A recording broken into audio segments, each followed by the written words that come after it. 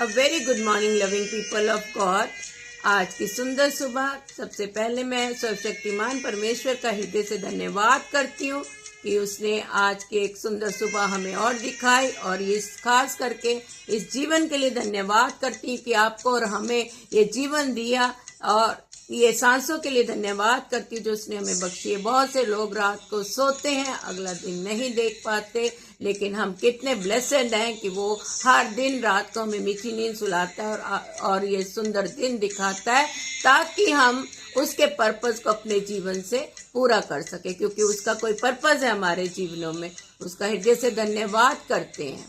और आज का जब मैं सुबह मेडिटेट कर रही थी, उसने एक मुझे वचन दिया है, मैं वो आपके साथ शेयर करना चाहूंगी, जो कि हमें साम 34 वर्सेस 7 to 10 में मिलेगा। इस दीन जन ने पुकारा और यहोवा ने सुन लिया और उसको उसके सब कष्टों से छुड़ा लिया। यहोवा के डरवैयों को के चारों ओर उसका दूत छावनी किए हुए उसको बचाता है। परख कर देखो कि यहोवा कैसा भला है और क्या ही धन्य है वह पुरुष जो उसकी शरण में लेता है। जी हाँ, जब परमेश्वर का लोग जब उसको पुकारते हैं तो परमेश्वर उनको सुनता है। उसके डरवैयों को किसी भली चीज की गति नहीं होती, और वो उसका दूत हमारे चारों ओर छावनी किए रहता है। उसके जो गार्ड एंजल्स हैं हमें चारों ओर से घेरे रहते हैं, और हमें किसी से डरने की जरूरत नहीं है। और वचन का 8 कहता है कि परख कर देखो यहोवा कैसा भला है और क्या ही धन्य है वह पुरुष जो उसकी शरण लेता है। जो मनुष्य उसकी शरण लेता है वो धन्य है, क्योंकि बहुत से लोग अपनी बुद्धि समझ ज्ञान का सहारा लेते हैं, ठोकर जो कि उनके लिए ठोकर का बायस बनते हैं। बहुत से लोग अपने दाएं बाएं इधर उधर देखते हैं और लोगों पर भरोसा करते हैं, तो वो भी कई बार निराश होते, हताश होते। लेकिन धन्य है वह पुरुष जो उसकी शरण लेता है, उसको आगे रखकर चलता है। अपनी सुबह पहले अपने जीवन को, अपने देह आत्मा प्राण को उसके चरणों में सौंपता है। अपने काम काज को, अपने बाहर जाने को, घर आने को, अपनी जॉब को, अपने जो भी किसी भी तरह के काम कर रहे हैं उसके हाथों में समर्पित करता है, पवित्र आत्मा की अगुवाई मांगता है, तो वो मनुष्य धन्य है। उसका कोई काम रुक ही नहीं सकता, उसके कोई अड़चन, कोई स्टम्बलिंग स्टोन उसके रास्ते में आ ही नहीं सकता, क्योंकि उसने क्या किया है, सर्वशक्तिमान परमेश्वर की ओर लगाई है। आगे 10th वर्ष कहती है, जवान सिंहों को तो घटी होती है और भूखे भी रह जाते हैं, परंतु यहोवा के डरवैयों को किसी भली वस्तु की घटी नहीं होगी, बिल्कुल नहीं होगी।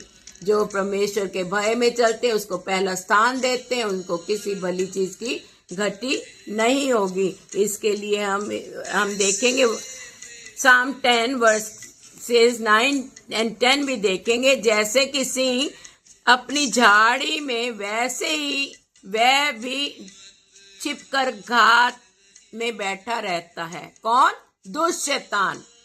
दुष्ट शैतान हर समय जवान सिंह की तरह अपने शिकार के लिए झाड़ी में छुपकर बैठा रहता है, सिंह की तरह, और वह दीन को पकड़ने के लिए घात लगाए रहता है। वह दीन को अपने जाल में फंसाकर घसीट लाता है, तब उसे पकड़ लेता है।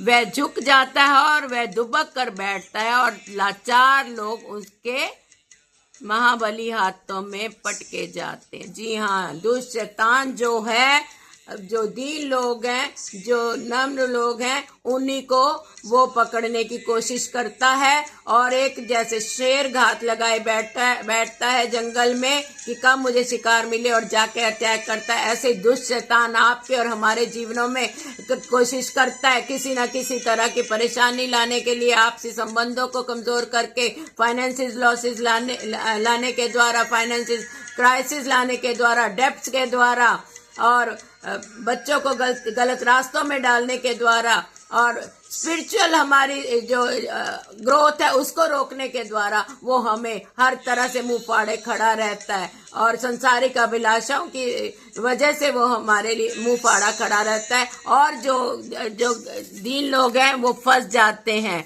झुक जाते हैं और उसके जाल में फंस जाते हैं लाचार लोग, और उसके वो फिर मन में सोचते 11 साम 10 की 11 है, वह अपने मन में सोचता है कि ईश्वर भूल गया है, वह अपना मुंह छुपाता है, वह कभी नहीं देखेगा। नहीं मेरे प्रियो, वो ये ऐसा हमें नहीं सोचना है कि परमेश्वर ने हमें छोड़ दिया है और वो हमसे हमारी शुद्धि नहीं ले रहा है। परमेश्वर की आंखें सदैव हमारी ओर लगी रहती हैं। हम अपनी कमजोरी की खातिर, क्योंकि हमारे हृदय खाली हैं, उसके वचनों से इन हृदयों को भर लेना चाहिए। हमारे जो नेगेटिव सोच के पैटर्न को, उसको हमें पॉजिटिव सोच में बदलना है। तो दुष्ट हमारे जीवनों में कैसे प्रवेश कर सकता है? कैसे? हम परमेश्वर को दोष नहीं दे सकते कि परमेश्वर ने हमें छोड़ दिया है। हम अपनी गलतियों की वजह से, हम भटकने की वजह से, उसके पीछे ना चलने की वजह से, उसके वर्सेस को, जो उसका लिखित वचन है, उसको क्लेम नहीं करते अपने जीवनों में। हम अपनी बुद्धि, अपनी समर्थ का सहारा लेते हैं, जिसकी वजह से दुष्ट शैतान हमें बार बार गिराने की कोशिश करता है। क्यों नहीं हम उस पर हम टेक लगाए रखें? क्यों नहीं हम उसकी ओर देखें जो सबका छुड़ाने वाला है? वो कभी किसी को छोड़ता नहीं है, कभी किसी को त्यागता नहीं है। हम हर पल उसकी ओर अपनी टिकटिकी लगाए रखें। बस आगे मैं आपको बताऊंगी साम 36 की वर्स 7, 8 and 9। हे परमेश्वर, तेरी करुणा कैसी अनमोल है। मनुष्य तेरे पंखों तले शरण लेता है, वे तेरे भवन के चिकने भोजन से तृप्त होंगे, और तू अपनी सुख की नदी में से उन्हें पिलाएगा, क्योंकि जीवन का सोता तेरे ही पास है। तेरे प्रकाश के द्वारा हम प्रकाश पाएंगे। जी हाँ मेरे प्रियो, जब हम उसके पास जाएंगे, उसका अपने बातों को, अपनी प्रॉब्लम्स को उसके पास ले जाएंगे। जैसे हम भी अपने, जो हमारे पेरेंट्स अब नहीं है, हम अपने कोई प्रॉब्लम लेके पेरेंट्स के पास जाते थे, वो हमें हमारी प्रॉब्लम को सॉल्व करने की कोशिश करते थे। और जैसे आज एक माता पिता होने के नाते, एक पेरेंट होने के नाते, हमारे बच्चे अगर हमारे पास आते हैं, किसी परेशानी में है, किसी लॉसेस में है, डेप्थ में है, या और कोई उनको समस्या है, अगर वो हमारे साथ शेयर करते हैं, तो हर यत्न से हम उनको उस गड्ढे में से निकालने की कोशिश करते हैं। हम यूं ही छोड़ नहीं देते हैं, बेशक ताड़ना करते हैं, उनको समझाने की कोशिश करते हैं, लेकिन हम उन्हें छोड़ नहीं देते। तो हम कैसे भूल जाएं? हम कैसे कह दें कि यहोवा ने हमें छोड़ दिया है? वो हमें नहीं छोड़ता। वो तो स्वर्गीय परमेश्वर, जिसने हमें अपने स्वरूप में रचा, अपने हाथों से रचा है और हमारे नथनों में अपने श्वास को फूंका, तो वो हमें कैसे छोड़ सकता है, जो इस सृष्टि का सृष्टि करता है।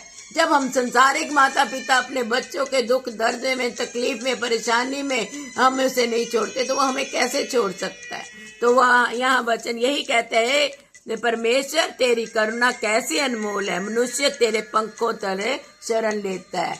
जब हम उसके परों तले शरण लेते हैं, जैसे मुर्गी अपने बच्चों को अपने परों तले छुपा लेती है, हर दुष्ट से, हानि से, हर शिकारी से उसको बचाती है, मौसम के उतार चढ़ाव से बचाती है, तो इसी तरह परमेश्वर भी, उसके दूत भी हमें चारों ओर से घेरे रहते हैं। गार्ड एंजल्स हमारे घर के चारों तरफ डेरा लगाए रहते हैं। उसने हमारे घरों के चारों तरफ अग्निमय रथों का डेरा लगाया है। हमारे मस्तक पर उसका क्रूस है, क्रूस का निशान है, तो दुष्ट हमें छू ही नहीं सकता। इसलिए हमें अपने हृदयों को उसके वचनों से भरना है, खाली हृदय को उसके वचनों से भरना है। अपने नेगेटिव सोच के पैटर्न को बदलना है। हम क्यों नेगेटिव लोगों की संगति में रहते हैं? धर्मी लोगों की संगति में रहिए, जिससे आपका विश्वास और दृढ़ हो। आज इसीलिए कहा गया है, दुष्ट शैतान मुंह फाड़े खड़ा है कि कब हमें निगल जाए। मेरे प्रियो, समय बहुत थोड़ा है, उसके आमद का समय बहुत नजदीक है।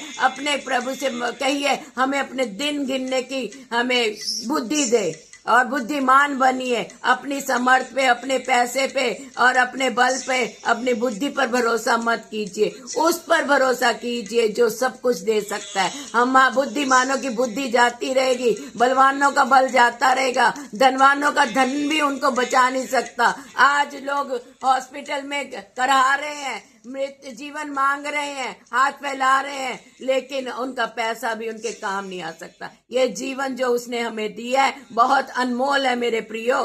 क्यों नहीं आप लोग समझ पा रहे? इसलिए उसको आगे रख के चलिए, उससे प्रार्थना कीजिए, वो आपकी हर घटी को पूरा करेगा, हर समस्या का समाधान करेगा। उसी के पास समाधान है, किसी के पास समाधान नहीं है। ना दाएं देखिए ना बाएं देखिए, वो कहता है मार्ग यही है, इसी पर चलो, मैं तुम्हारी अगुवाई करूंगा। कोई मुसीबत, कोई दुख, कोई तकलीफ, कोई परेशानी, कोई जलजला, कोई दुष्ट की चाल हमारे जीवनों पर कार्य नहीं कर सकती, क्योंकि उसने हमसे ये वायदा किया। वो मनुष्य नहीं है कि अपने वायदों को भूल जाए।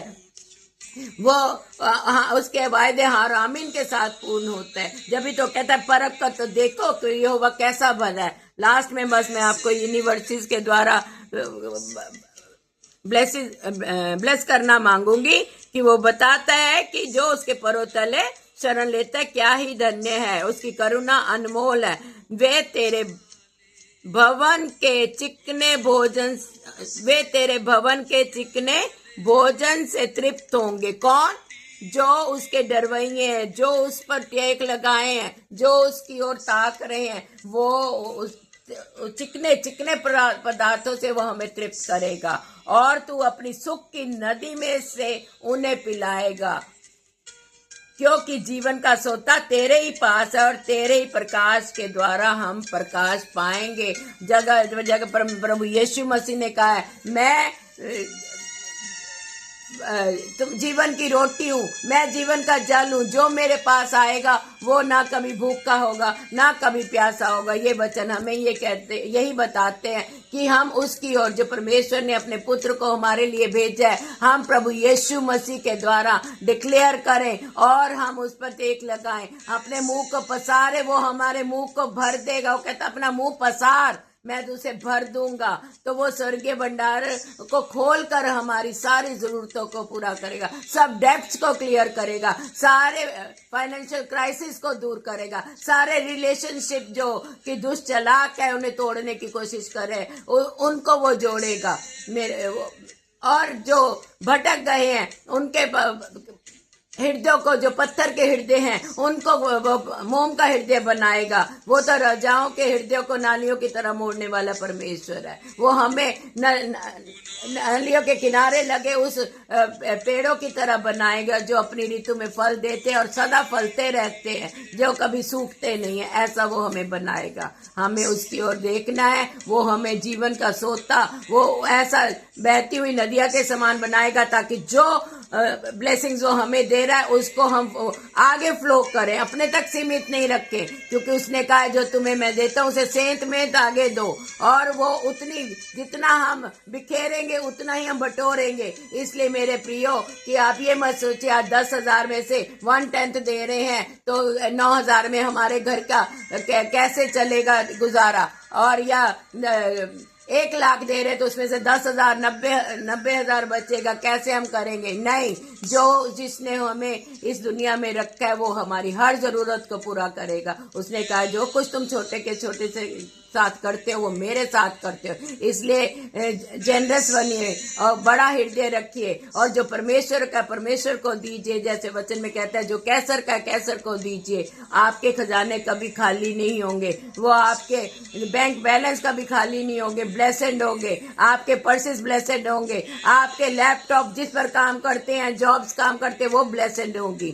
आपका घर के बाहर जाना ब्लेसेड होगा, आपके घर के अंदर आना ब्लेसेड होगा, आपके घर में जो आएगा वो ब्लेसेड होगा। वो कभी खाली नहीं जाएगा, वो रूहानी और जिस्मानी खुराकों से तृप्त होकर जाएगा, क्योंकि परमेश्वर का आपके और मेरे जीवन में यही मकसद है। मैं विश्वास करती हूँ आज का ये वचन आपके हृदय में जरूर काम करेगा। और अगर आप इस वचन से आशीषित हुए हैं, इसको अपने तक मत रखिए, इसको सुनिए, समझिए और उसको अपने जीवन में ग्रहण करके दूसरों के साथ बांटिए। इसको जितना शेयर कर सकते हैं करिए, क्योंकि ये हमारा सबका ये जिम्मेदारी बनती है, दायित्व बनता है कि हम हर एक सामने वाले के लिए जो प्रभु को जानते हैं या नहीं जानते या जिनके पत्थर के हृदय हो गए उन तक इन वचनों को पहुंचाएं, क्योंकि उसका ये वचन हमारे जीवनों के लिए ये एक ज्योति का काम है। इसी के द्वारा सब उद्धार पा सकते हैं। कोई भी उस उद्धार के नहीं पा सकता, उस स्वर्गीय राज्य का वारिस नहीं हो सकता। इसी के द्वारा, उसके वचनों के द्वारा ही वो उस स्वर्गीय राज्य का वारिस हो सकता है। मैं विश्वास करती हूँ कि आप मेरे साथ खड़े होकर कदम के साथ कदम मिलाकर इस काम को जो परमेश्वर ने हमें सौंपा है, जिसलिए हमें जीवित रखा है, जरूर पूरा करेंगे। Thank you. God bless you and be with you through out the day and all day.